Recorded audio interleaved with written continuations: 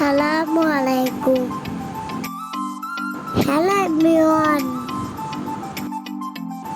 কেমন আছেন সবাই? আল্লাহর রহমতে আমি অনেক ভালো আছি। লাইফে ফার্স্ট টাইম কাঁচা আম ঝাল লবণ দিয়ে খাচ্ছি, তাই ভাবলাম তোমাদের মাঝে এটা শেয়ার করবো।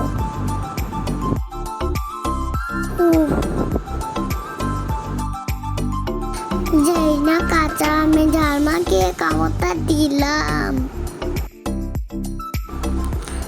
তখন যে ঝালটা আমার লাগলো না, তখন তো আমি একবার সহ্য করতে না পেরে উঠে চলে গেছিলাম।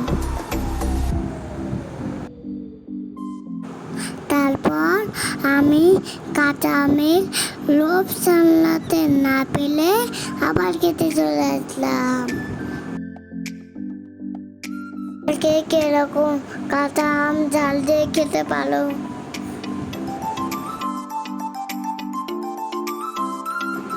আমি কিন্তু অনেক ঝাল খেতে পারি।